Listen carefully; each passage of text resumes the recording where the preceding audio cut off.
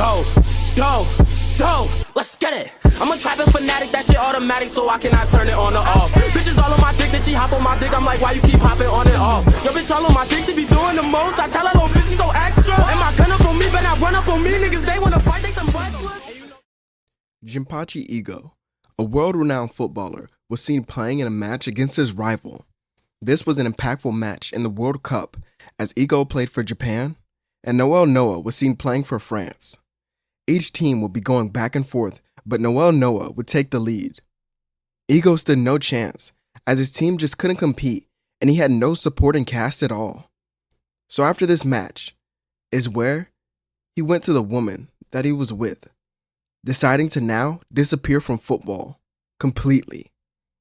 She asked if he was truly sure about this decision, as Ego would be thinking of all his memories and just sigh. It was enjoyable while it lasted, but as I am now, I do not have the capabilities for the success that I desire, and Japan does not take football as seriously as I wished. This is when Japan's football keeps going downhill, leading to no World Cups for a straight decade. While this went on, Ego began raising his family. With a young Isagi being born with a high IQ, he understood and viewed the world differently. He was always on the top of his class in any subject, and when he was old enough, he had talent in every sport. Seeing this at first, Ego paid it no attention, believing his son would be some sort of scholar. But as the boy aged, he became infatuated with the sport of football. Something about it grabbed his attention and never let go. The thing was that he had never played it once. He just enjoyed watching it on TV. The pros were incredible, but Ego knew that Isagi was different. He didn't really talk to his son like a normal parent would. In fact, it made no sense, as Isagi wasn't a normal child. Ego then stood over the young boy who was watching football on the TV and asked if he wished to play like that, on a grand stage, with millions watching, cheering his name as he would score. Is that the glory that he desired? A 10-year-old Isagi sat silently and then sighed. No. I wish to play football for myself, my own enjoyment and satisfaction. Ego then pushes his glasses further on his face, asking if playing the sport at the common level would provide this satisfaction. And Isagi shook his head, turning back to his father. No, I want to have the satisfaction of becoming the very best in the world. With his eyes having that sparkle, Ego has a passion, or his passion for football, was reignited. The two share something that most don't realize.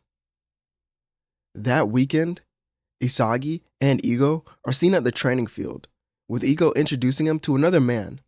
This man will be Isagi's coach for this team. Their season had already begun, but Ego had called in for a favor. The coach says for Isagi to join the match and play on the left wing. While watching him sub into the game, or the practice match, the coach asks how long his son has been playing football for, with Ego commenting that this was his very first time. They would then turn back to see Isagi just watching, wondering what was going on. Everyone is moving so slow and predictable, he would think. Isagi then watches a player dribble the ball and have it stolen, leading to his team going on the defensive. However, from this same player's blind spot, Isagi would appear, stealing the ball and heading back up the field. Seeing a teammate, he passes and then creates distance, receiving the pass back. Isagi then looks up, having two defenders in his way. His eyes were focused, as his mind recalls a similar situation that a player from Spain was facing. Performing a perfect elastico, Isagi gets around both defenders.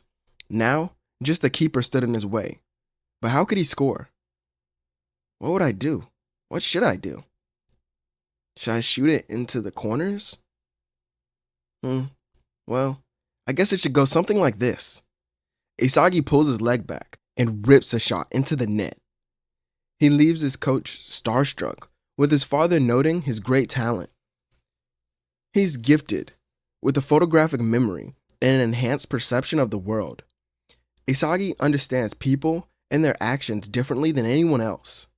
Ego asks if the coach could handle him, and the coach nods, saying he'll be a great addition to the team. Then he states, like father, like son, It seems he has your own selfish nature, doesn't he?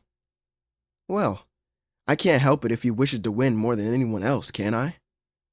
Years begin to go by, with Isagi showing off how great he could become. He was a natural-born prodigy who was able to use both feet without fail, and with Ego being his father and mentor, he's trained from the best. Isagi's personality here is actually quite sarcastic, as well as curious. He also has a proper body, because Ego learns from his mistakes, comparing himself to the current number one. Isagi's mentality was already that of a true egoist. In fact, it was Isagi who came up with his own moves. With this, he began playing in middle school and for club teams, leading them to victories over and over again. As he receives many offers from clubs, but he remains where he was in order to be coached by his father. Winning and becoming the best is what truly drives him, but he understands that there are many steps to even getting close to this type of goal. Without even one World Cup under his belt, he won't be able to say it. Around this time is when many generational talents are recognized by the world. Itoshi Sai, a midfielder who is currently in Spain. Don Lorenzo, an ace defender who plays in Italy. And Michael Kaiser, a striker who is in Germany. But there are more. And a young Isagi, who is a prodigy who is still in Japan. He wasn't officially named a new Gen 11 player, but he was recognized to be on the level right under them. The world just hadn't seen him face a true competition yet like the other players, and he was still pretty young. With that, Blue Lock would still happen, as Ego remembers something when thinking of why he couldn't become number one. To make things even harder for Isagi, he shows him no favoritism at all, as he starts on Team Z with the lowest rank, as Isagi was ranked 300, and when the game of tag began, he was the target. He then walked towards the ball, placing his left foot on top of it. With immense striking power, he then sends it into the wall and it bounces off. He then dodges the ball quickly and it hits Monk, who wasn't paying attention. Now with Monk being it, he couldn't tag anyone, and the time would shortly run out. Some of them quickly wonder if Isagi was supposed to be that low of a rank, but they couldn't worry about that at all, as they had to keep up with their own training. It lasted several days, with each one of them being pushed to their limits. Even though Isagi had already been doing this kind of monstrous training throughout his life, he still pushed himself. He wanted the best results from all the work that he had put in, as he would also be seen on the practice field at times after the training sessions. Anari points out to Ego that this kid on Team Z seems to be a very hard worker. When Ego slides his chair over to look who she was talking about, he looks at the screen and waves it off, paying him no attention. She wonders why, but then goes back to monitoring everyone else. With the first selection soon being announced, the team has to figure out who will play where. Of course, everyone claims that they'll be the striker, but Kira, Bachira, Raichi, and Kunigami are the main ones arguing, but Isagi states he doesn't care. Instead, he just wanted to do something else. So he goes to the cam position. But for those who are listening who don't know what the cam position is, cam just stands for center attacking mid, which plays right under the striker. After many rounds of rock, paper, scissors, the striker would be found out to be Kunigami, which was fine, as they had already seen his power shot in their training.